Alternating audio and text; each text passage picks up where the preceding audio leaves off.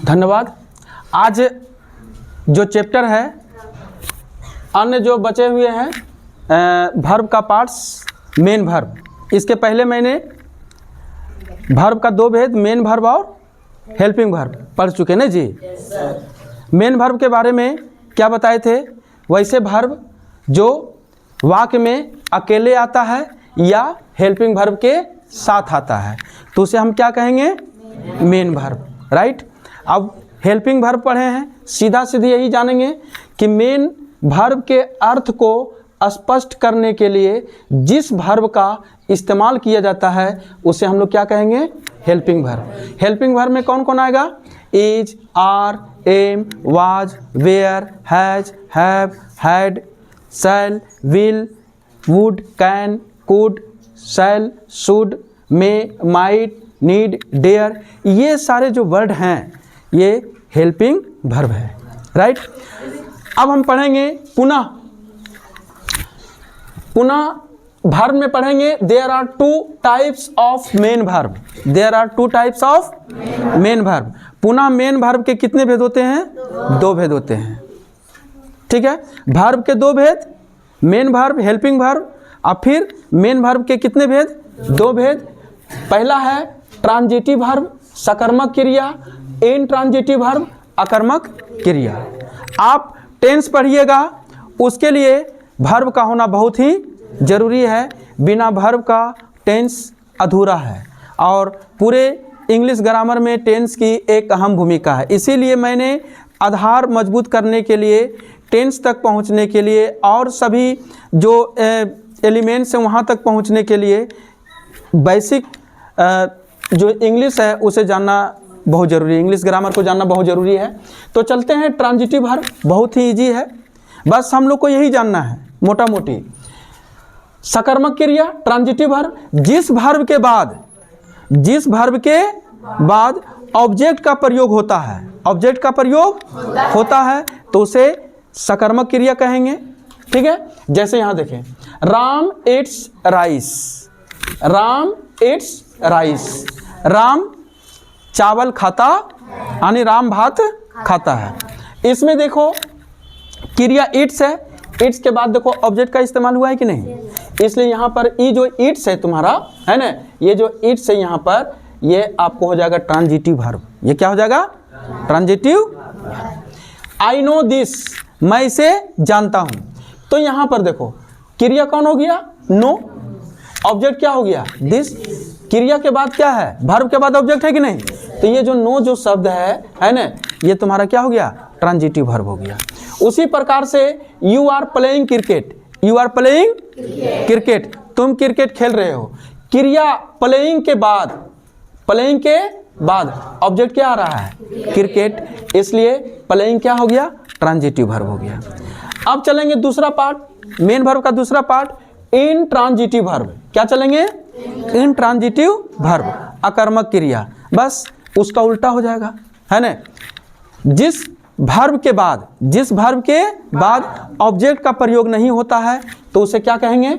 Intransitive verb कहेंगे। क्या कहेंगे? इनट्रांजिटिव वर्ब कहेंगे। एग्जाम्पल में है जैसे आई ईट, यहाँ पर देखो वर्ब कौन है? यहाँ पर ईट। ईट के बाद ऑब्जेक्ट का इस्तेमाल है? ईट के बाद ऑब्जेक्ट का इस्तेमाल है यहाँ पर? नहीं। ऑब्जेक्ट का इस्तेमाल होगा तो ट्रांजिटिव वर्ब, ऑब्जेक्ट का इस्तेमाल नहीं होगा तो इनट्रांजिटिव वर्ब। यहाँ भी ईट है लेकिन ये ईट क्या हो जाएगा? इनट्रांजिटिव वर्ब होगा। क्यों? क्योंकि यहाँ पर ऑब्जेक्ट नहीं है, ठीक। He goes to a school, he goes to a school, वह विद्यालय जाता है। अब वह विद्यालय जाता है, क्रिया के बाद यहाँ पर देखो गोज जो है वर्ब है, उसके बाद तुम लोगों को लगता होगा कि ऑब्जेक्ट है टू अ स्कूल, लेकिन ऑब्जेक्ट नहीं है। यहाँ पर ऑब्जेक्ट नहीं है, ये कम्प्लीमेंट है। क्योंकि ऑब्जेक्ट का मतलब हुआ या तो प्रोनाउन का इस्तेमाल होगा या तो नाउन का इस्तेमाल, लेकिन यहाँ पर गोज के बाद टू चलाया। क्या चलाया? टू, जो ना तो नाउन है ना तो प्रोनाउन है, इसलिए यहाँ पर ऑब्जेक्ट ये नहीं है। इसलिए क्या होगा? यहाँ पर गोज जो है ना वर्ड है, जो वर्ब है वो है ना आपका हो जाएगा इनट्रांजिटिव वर्ब। ही रैन फास्ट, ही रैन फास्ट। यहाँ भी देखिए ऐसा लगता है कि रैन के बाद जो फास्ट है ये ऑब्जेक्ट है, नहीं। फास्ट जो ये जो वर्ड है ये तो विशेषण है, ना तो नाउन है ना तो प्रोनाउन है, तो ये ऑब्जेक्ट तो होता नहीं है।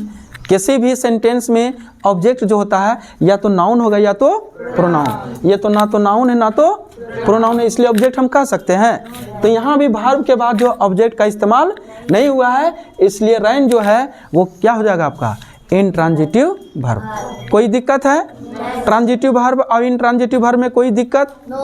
जब दिक्कत नहीं है तो आप लोग यहाँ पर बताइएगा। हम सेंटेंस लेते हैं और उसमें ट्रांजिटिव वर्ब और इंट्रांजिटिव वर्ब जो है के बारे में जानकारी लेंगे।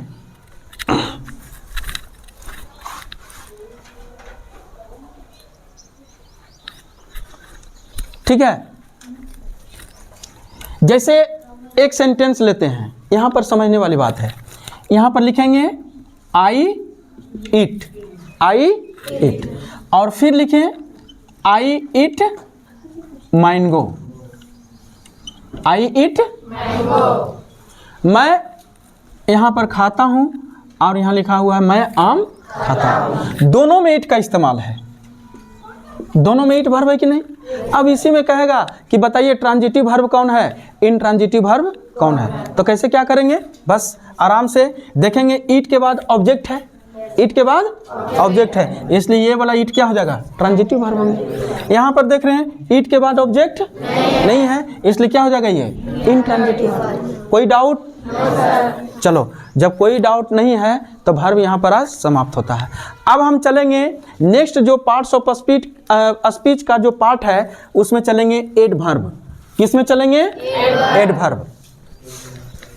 तो एडवर्ब मतलब होता है क्रिया विशेषण। यहीं से पता लगा लो, क्रिया विशेषण स्पष्ट होता है ना, क्रिया की विशेषता है ना। लेकिन यहाँ पर एक शब्द आओ है कि एडवर्ब की भी एडवर्ब पढ़ा रहे हैं, फिर एडवर्ब की भी विशेषता बताया जा रहा है।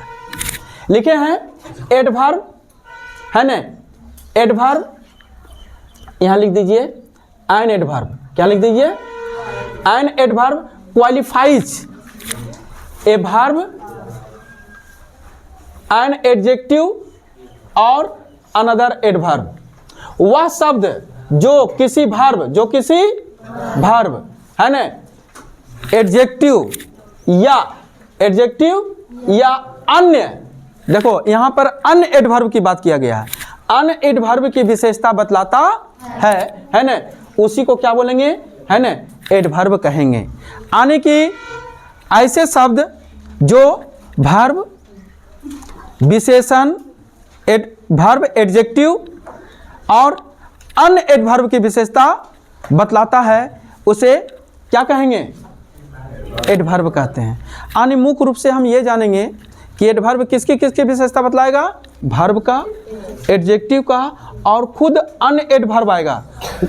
यहाँ पर आएगा कुछ ऐसे शब्द जो है ना खुद क्रिया विशेषण के ही विशेषता बतलाएगा, वो भी सारे सेंटेंस आएंगे। ठीक है, एडवर्ब कहलाता।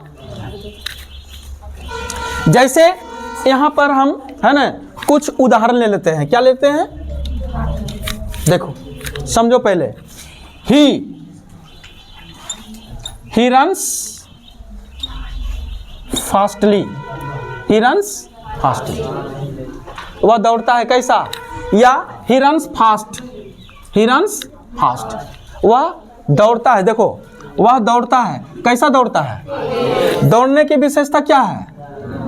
फास्ट है ना। ठीक है, तो यहाँ पर जो फास्ट आएगा वो आपका क्या होगा? एडवर्ब हो जाएगा, क्योंकि ये किसकी विशेषता है? हाँ, I speak slowly, I speak slowly, मैं धीरे बोलता हूँ। तो मैं यहाँ पर जो स्लोली जो है वो किसकी विशेषता है?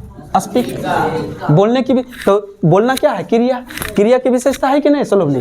तो यहाँ पर स्लोली जो है क्या हो जाएगा? एडवर्ब हो गया। उम्मीद है कि आप लोग एडवर्ब का डेफिनेशन समझ गए होंगे। ठीक है, अब जो है एडवर्ब को जो है 10 भागों में बांटा गया। कितने भागों में बांटा गया है?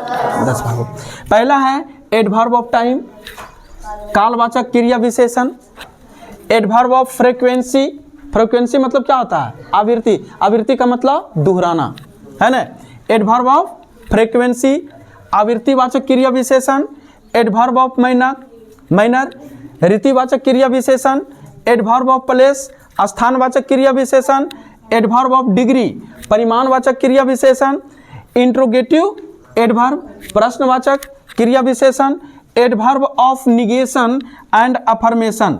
निगेशन मतलब नकारात्मक, अफर्मेशन मतलब स्वीकारात्मक। नकारात्मक और स्वीकारात्मक क्रिया विशेषण। और 8 नंबर में आपका एडवर्ब ऑफ रीजन कारणवाचक क्रिया विशेषण। 9 नंबर में है रिलेटिव एडवर्ब। क्या है? रिलेटिव मतलब संबंधवाचक क्रिया विशेषण। और 10 नंबर में है सेंटेंस एडवर्ब वाक्य संबंधी क्रिया विशेषण। तो ये 10 पार्ट हो गया। और फिर हम है ना 10 पार्ट को है ना सभी को डिफाइन करेंगे, सभी का डिस्क्रिप्शन देंगे अगले वीडियो में। Thank you.